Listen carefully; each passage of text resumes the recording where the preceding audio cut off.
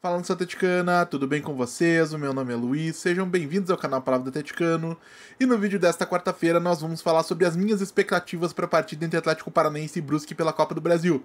Então fiquem comigo que logo depois da vinheta a gente volta para falar tudo sobre o tema do vídeo de hoje.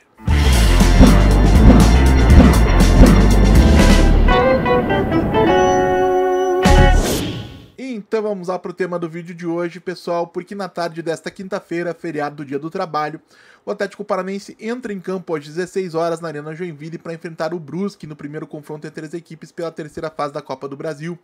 E diante da informação de que aproximadamente 4 mil torcedores rubro-negros devem viajar até a cidade de Joinville para assistir a essa partida, o grande objetivo do Furacão não pode ser algo tão simples como vencer.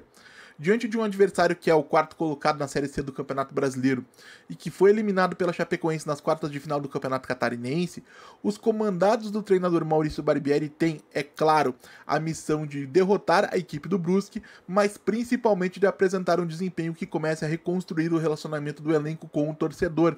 E eu não falo sobre golear necessariamente ou sobre pressionar a equipe do Brusque durante os 90 minutos, porque no futebol moderno, gente, é muito difícil você manter uma partida inteiramente sob controle durante 90 minutos. É natural que o adversário tenha um momento de crescimento em algum ponto do confronto, e especialmente se uma desvantagem no placar impuser essa necessidade de crescimento.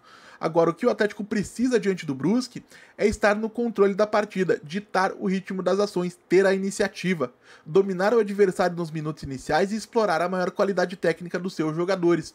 Se os comandados do técnico Maurício Barbieri conseguirem ter a posse de bola, articular jogadas a partir do campo de defesa e construir oportunidades em um volume maior do que tem ocorrido nas últimas partidas, isso deve acontecer naturalmente.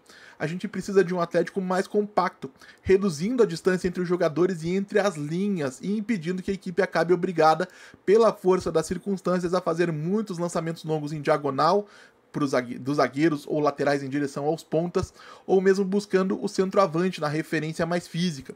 Para reconquistar um pouquinho da confiança do torcedor, o Atlético precisa se mostrar mais confortável com a posse da bola, porque o elenco é o mais qualificado da Série B do Campeonato Brasileiro, eu disse isso antes e mantenho sem nenhum medo de errar. E a tendência é que esse cenário de precisar ter a posse de bola se repita em diversas ocasiões. Muitos adversários ao longo do ano vão entregar a posse de bola para o Atlético e o Atlético precisa mostrar que sabe o que fazer com ela. Então, quanto antes o Atlético acabar com essa dúvida, se mostrar preparado para esses cenários, menos preocupado fica o seu torcedor, que por sinal anda bastante preocupado.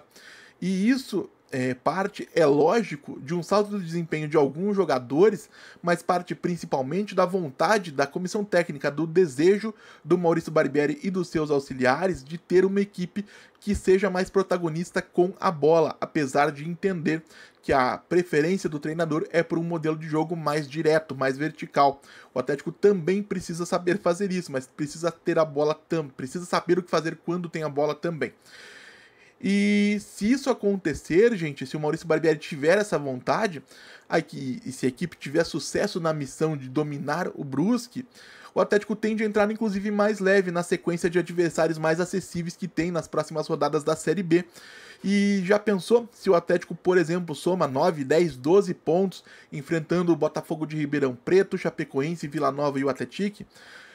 Todo esse clima de tensão e desconfiança que se estabeleceu e se instalou desde o início da temporada podem acabar ou desaparecendo ou pelo menos esfriando bastante. A gente pode ter um momento de paz depois de muito e muito tempo.